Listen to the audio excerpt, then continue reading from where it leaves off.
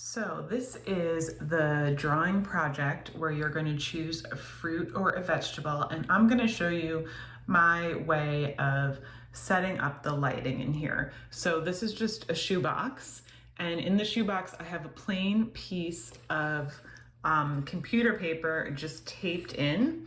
And if you've ever seen like a photo shoot, they always have the corner, they have like a drop cloth, and this is just to take away from like the shadows that would be in the corner, so you get a clean shot and it's not broken up by any like line of the floor if it was in a room, in this case the line of the shoebox. So I'm placing the apple here, and my light source is from a window that's coming in from this direction. So with the shoebox I have the opportunity to move stuff around. I can move the whole thing of books, and then I also have a light here coming in the same direction as the window.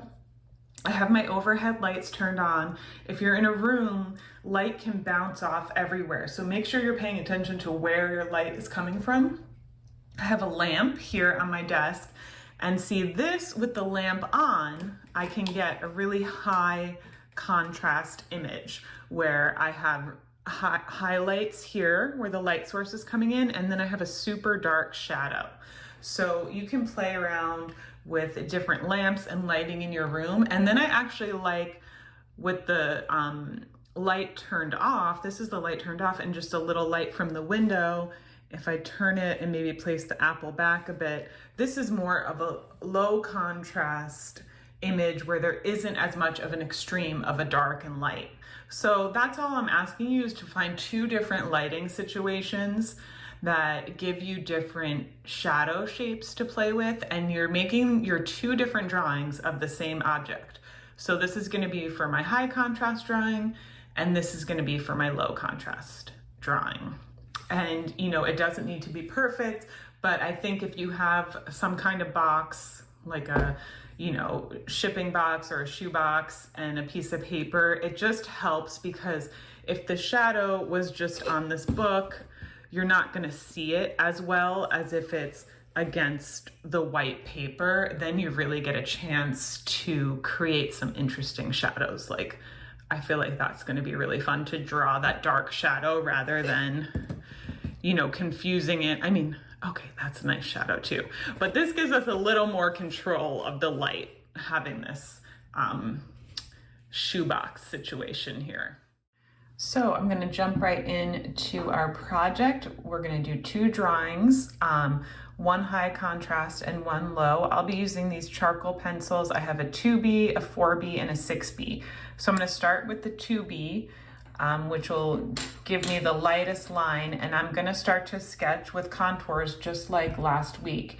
And I really want to emphasize the importance of starting and getting your shapes, simple shapes, drawn out in the contours. So this is why we start with contours, because every drawing is going to start this way. So the apple is kind of I'm not worried about any details, but I do see the core here.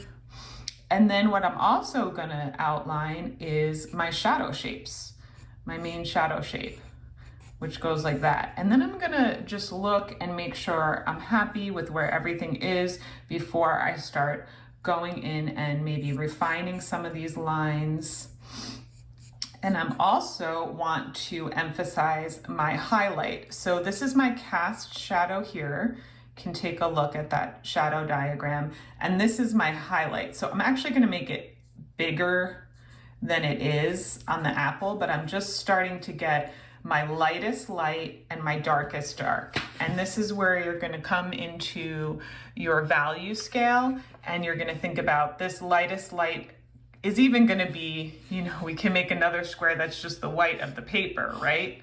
Nothing on it. And then my darkest dark is going to go all the way down to this dark tone. So I'm going from the white of the paper to this darkest dark. And this is where the value scale can help you pick out some of the mid-tones, and you're always comparing. If this is the darkest, then what is it in comparison? What is this tone in comparison to the darkest? And you can pick one of these and kind of not paint by numbers or draw by numbers, but it's a little bit of a way to help you get into this high range or low range of tonal values so that your drawing can be really interesting. Okay, so next what I start to do is I start to block out some of the shapes. So now we have, I see kind of my core shadow here. And we can see the reflected light on the bottom, which is darker than the highlight, but it's lighter than some of these midtones. So I see the reflected light really coming in around here. So I'm gonna draw another circle around that. Okay, so here is the cast shadow, and as I'm drawing in the shadow, I'm refining the shape of my object. And the cast shadow is where the apple touches the piece of paper, right? And that's gonna be your darkest point where it's making contact, where no light is getting to. So I see this coming out like that, and then it fades out. So I'm gonna let it fade out. And then there's another pretty dark shadow coming from the top, but not as dark as where it's making contact. So you're always adjusting. So I'm gonna start just filling in these shadows, and you can use a cross-hatching technique. And you can also use the side, especially when you're starting building up the shadow tones. Like, we know this whole thing is gonna be at least like this mid-tone shade. So we can really block in this whole shadow shape, because we know we're just going to make it darker than this. So don't be afraid to just start blocking in shadow shapes. And this comes around to here.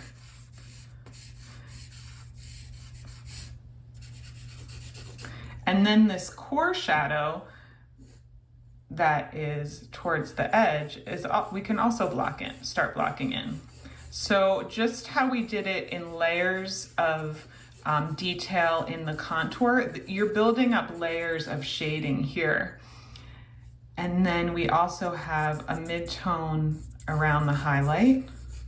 So I'm just kind of blocking in stuff around the highlight, and I want to refine my shape a little more as I'm going. So I'm gonna come in and get that a little more refined, because this edge is pretty crisp. It's not really a smudgy edge, so I want to get that. And you can always come in with your eraser and take away as you're going, or you can just leave it. You don't have to erase this stuff, but if you want, you can keep on refining. And we're using our lines to move with the shape of the apple. So these are the basic directions. We can see these curved lines, like making it a sphere, like if you think of one of those beach balls.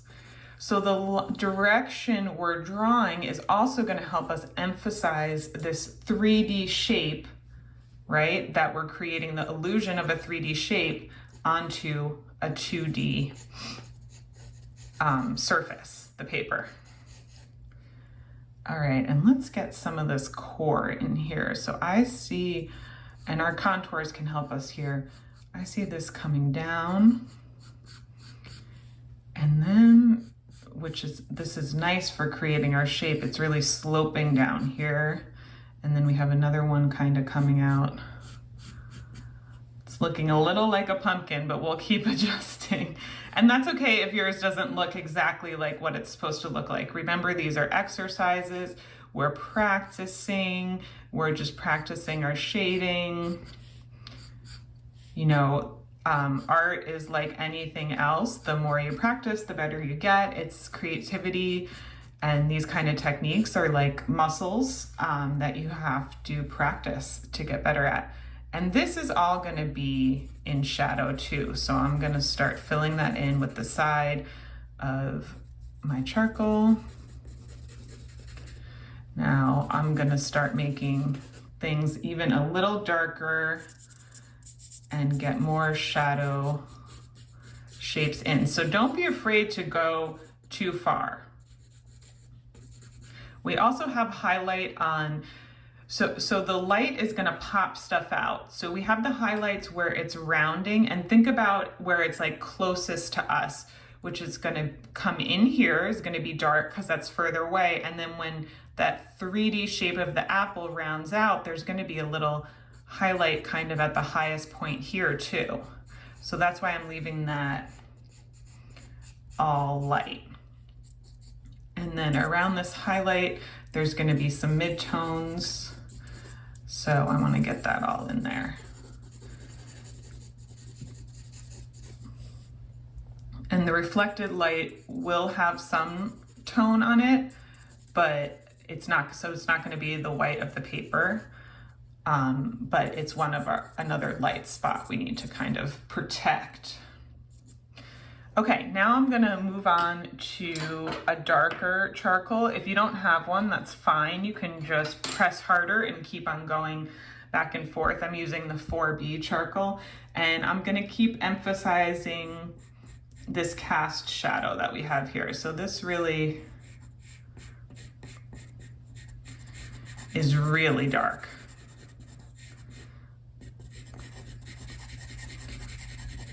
And we can see maybe right here is the darkest part where it's making contact with the actual table or a piece of paper with the surface it's on.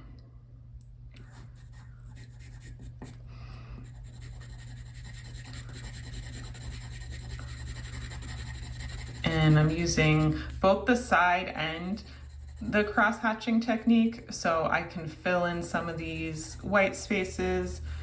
And then I see around here, it's like a little, it lightens up a little bit, but it's still darker than the tone I have down. So as you can see, I'm like always comparing, you know, this shadow here is not as dark as the darkest, but it's still darker than, you know, what's in the middle here. So I'm gonna make this a little darker.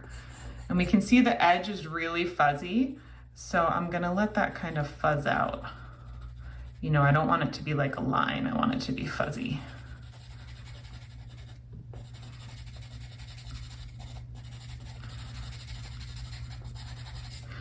All right, and then we can come back in here and work on the core shadow. So I'm going in my lines with the direction of the curve of the apple here that I kind of worked out on top, and I'm making this darker and darker. And I'm leaving a little bit at the edge to help make it turn around in space, that reflected light. And the reflected light is mostly right here. So some of the edges are going to be super dark. And your object obviously might be different than mine. If you want to use an apple too, obviously you can. So if that helps you just make yours help you figure out the shadows. And we can see this is almost like a triangular shape of the shadow. So I'm always thinking about breaking things down into simple shapes. So here I see like a wedge or a triangle with the core shadow in the center, and it's getting wider. So I'm always comparing. It's never going to be as dark as this, but it's pretty dark. And I think the darkest part from what I see is right around here. And now I think we can start to see it taking shape. Just need to do some work on this side. Now I'm looking at this. This is very dark, and on the other side where the light is probably not going to get darker than this like mid-tone. So I want to be careful not to make this too dark, because then that will take away from the contrast here. So you can always, if you feel like you went too dark, you can always come in with your eraser. If you have a white eraser, or the kneaded eraser is nice because you can shape it and really see what you're doing. Make like a little point And kneaded erasers don't always work as well with charcoal, but you can find one that you like. I like being able to make my own shape. So don't be afraid to go in and erase. Don't be afraid to start over. Check, this is how, you know, you're using your value scale so you don't go too far on one side. And so you're always making comparisons. How dark is this to compare to how dark that is. We're leaving the highlight here, the white of the paper. So I just want to darken a little bit around it. And I'm still going with the curve of the apple shape. I see it gets a little darker down here, and that's, again, that shadow is going to help it recede and look more three-dimensional. So it's going to help it go back, and where the light is going to help it pop. And also here where it's going down into the core, we have it gets pretty dark here. So making those contrasts, and even you as the artist can decide to, you know, embellish, exaggerate some of this stuff to help make the shape look right. And that's looking a little too stripy for me, even though my apple's a little stripy, but coming in here in the core, it's pretty dark. So I really want that to look like it's going down and far away from us. And then I need to curve this a little more. This is still looking flat, so I'm giving it a little shadow, and I'm just doing one stroke at a time. And then I'm going to leave these highlights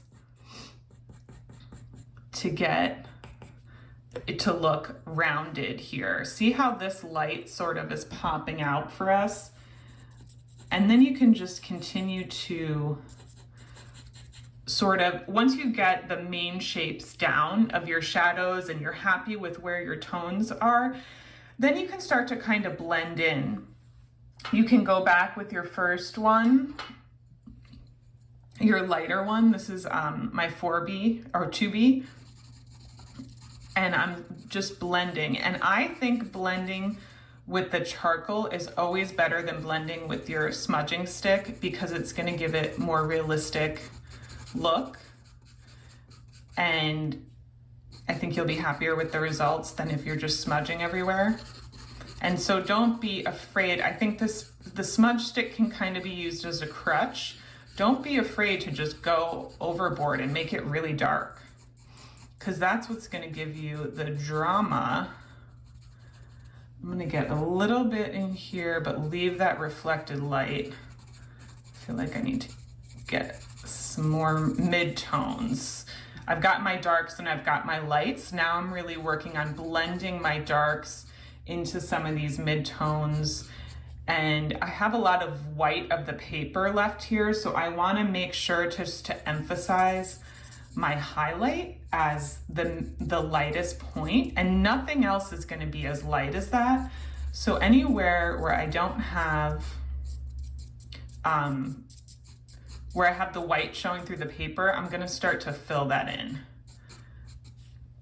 And this is going to be super light, but not as light as the highlight, right? We're making comparisons. We want this to really highlight, to really pop out. So I'm using the side a little bit more when I'm going around the highlight, just to keep it super soft, and I'm doing a really light touch.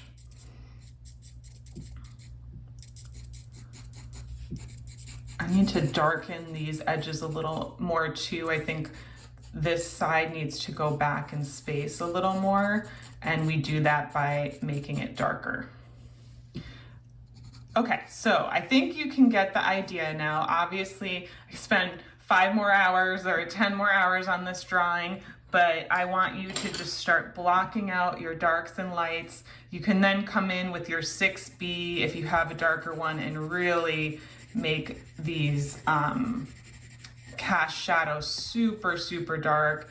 Get the drama going in this is the high contrast. Really get it looking super contrasted. And you know, this is, again, it's not as much about the final product as learning how to use your value scales, learning how to compare tones while you're looking at an object and learning how to, get your lighting set up and everything like that. All right, have fun, and we're gonna move on to the low contrast. So I'm gonna get a new piece of paper. So I'm still gonna use charcoal for the low contrast. Of course, if you don't have charcoal, you can use pencil. I'm using the 2B, or if you have soft, medium, hard, it would be a medium one. And I made my low contrast value scale in pencil on the sketch demo. So I'm gonna make a quick little value scale on my paper. And this, just to be honest, is how I usually do value scales on the actual paper that I'm using. So, and then of course you can rip it off when you're done. Okay, so I'm gonna go from dark to light. And remember, this is low contrast.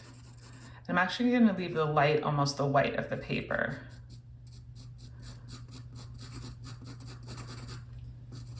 And this is like not filled in the whole way.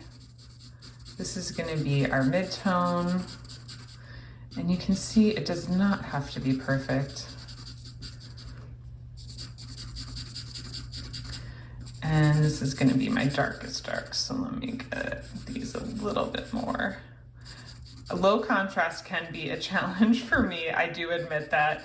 I like the drama, I like the high contrast, but remember, this is just an exercise. We're practicing. It's not always easy if you have like one thing or the other, but just take it as practice. And if I was doing this, I actually would have made this on the top, because you may have noticed your hand rubs things that are on the bottom. So usually I start shading from I'm right-handed, so I start shading from the top left to the bottom, but we just might get messy. Okay, so this is my apple, but with different lighting. So the low contrast lighting. So again, the importance of starting and observing. I'm looking at my apple while I'm doing this. I'm getting the shapes, and we have the rounded shape here.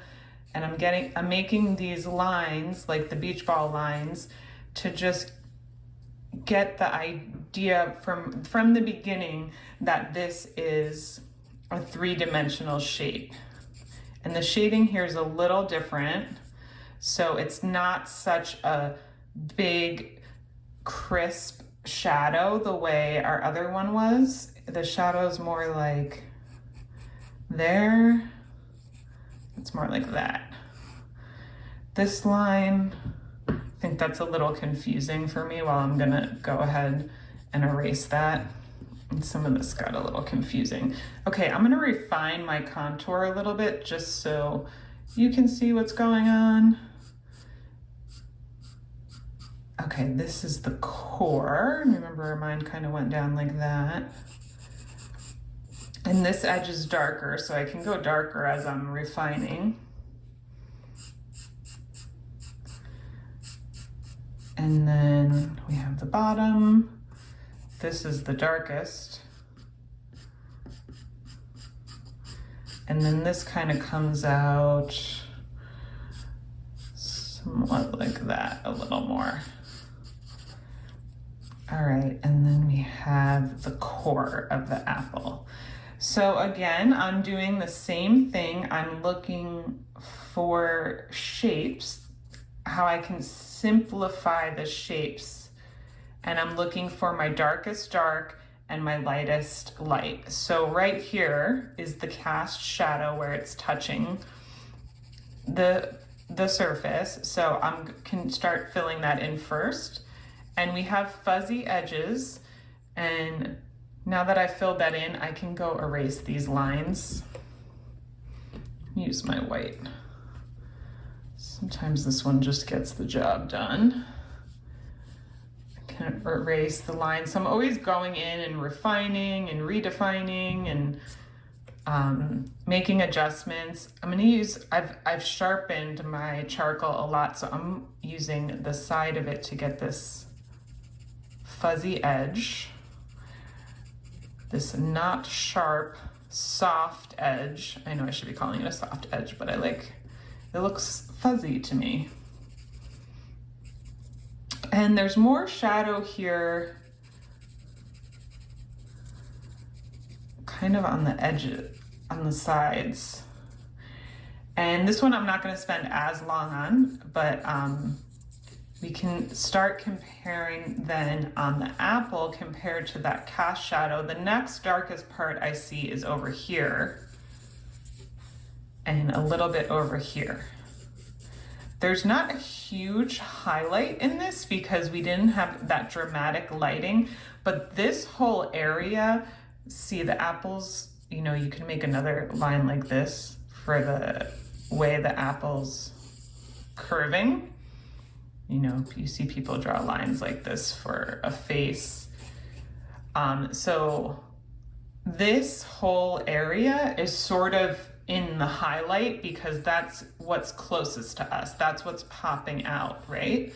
So I'm still using the same technique of the shape of the apple with my lines going in the direction of the curve of the apple. So this right away, this simple technique of just making your lines curve like this is giving you definition and dimension already. And then, you know, you can just, you don't have to draw those, obviously. You can erase them, but, or you can leave them. Sometimes I think it's cool to see when people draw characters and stuff and they leave those lines. It's kind of fun to see the artist process. Okay, so same thing. We're going in, defining, redefining, you know, and since this is a little harder for me, the low contrast, I really have to stick to my value scale. And this is when I think it's good to have the value scale on the piece of paper. Mine is not perfect. It's actually a mess, but it's as simple as just scribbling on here and making sure, like, this is already getting a little dark. So I really don't want to go darker than this. And I'm just making sure I'm sticking in my value, in my tonal range that I've decided for this drawing. And that's where some things, like where this value scale that might seem like just like a boring exercise, can actually be really valuable when you get into more complex drawing situations and shading situations where you're having to make some decisions and maybe you have some crazy lighting and it's all over the place, and this is going to help you really define all your tones and make comparisons and make some really interesting drawings or designs or whatever. Lighting, if you end up in the film industry or wherever you go next, I feel like this kind of stuff can always help you be creative. All right, so keep going with this, making your comparisons, using your value scale, and have fun with it.